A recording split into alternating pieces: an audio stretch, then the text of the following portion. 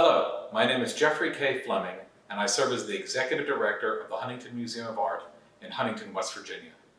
For those of you who may have missed it due to COVID, the museum hosted an exhibition titled The Wide Reach of the Bauhaus recently, which featured a number of works related to some of the women artists who studied at that storied institution. Why an exhibition on the Bauhaus in Huntington? Well, we are lucky enough to be one of the only museums in North America to be designed by the famous Bauhaus architect, Walter Gropius. How did that come to be, you may ask?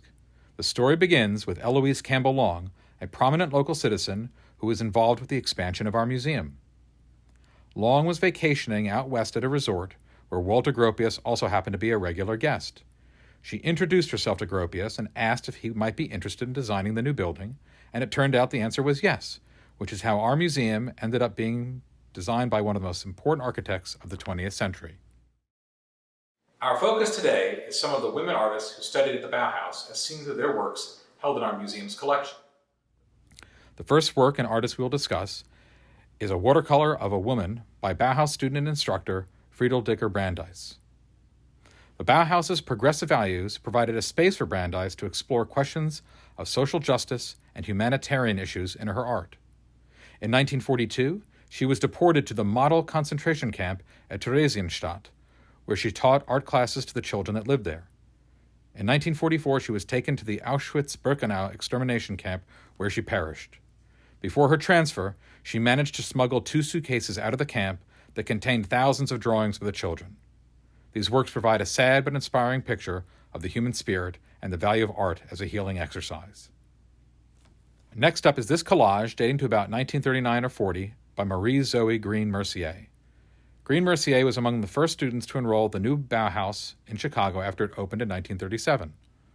While there, she studied under its director, former Bauhaus faculty member Laszlo Moholy-Nagy, and her early works, such as this collage, incorporated a series of abstract paper shapes and found objects that were mounted between layers of glass. These works, which she referred to as polyphanes, reflect the direct influence of Moholy-Nagy's teaching. Mercier would later become widely known for her abstract sculptures. Here is a glazed earthenware bowl by Marguerite Heyman Marx. After a brief period of studies with Gerhard Marx, Johannes Itten, and others at the Bauhaus, she founded the Heil Workshops for Artistic Ceramics at Marwitz in 1923. Here she produced a variety of wares that were decorated in a colorful manner with an emphasis on geometric shapes and a linear playfulness.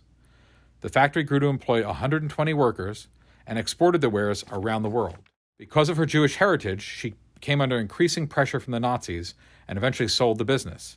She later moved to Great Britain, where she continued her work as a potter and designer. Here we have a silver gelatin print, Dunes in Winter, by Judith Karach. Karach enrolled at the Bauhaus as a teenager, studying under Joseph Albers in the preliminary course and later receiving training in photography from Walter Peterhans. Because of the radical political views she openly espoused during a very fragile period in the life of the school, she was expelled in 1932. The increasingly unsettled and anti-Jewish environment in Germany prompted a number of moves on her part. Even so, she managed to maintain a strong interest in capturing the patterns and features of urban life and the countryside in her photographs. This gouache and graphite on paper is a textile design by Lena Meyer Bergner. As a textile designer, Bergner saw herself as a manipulator of the relationship between subject and object.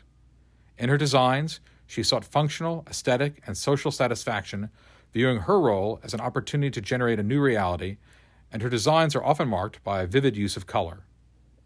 After leaving Germany in the late 1930s, she lived in the Soviet Union, Mexico, and Switzerland, where she continued her work as a teacher and textile designer.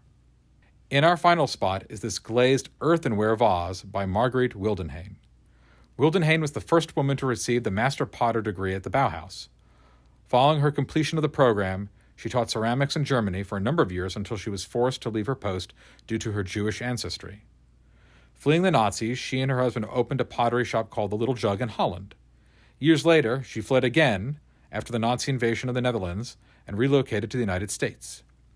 In her adopted homeland, Wildenhayn taught at the Pond Farm Artist Colony in California and became an influential force in the American pottery community. In addition to this small group, there are many other Bauhaus women artists, including the famous Annie Albers, that are worth knowing about. When you have the time, consider learning more about them. In closing, the museum wishes to thank the St. John's Trust and the National Endowment for the Arts for their support of this exhibition and its programming. Thank you for joining us today.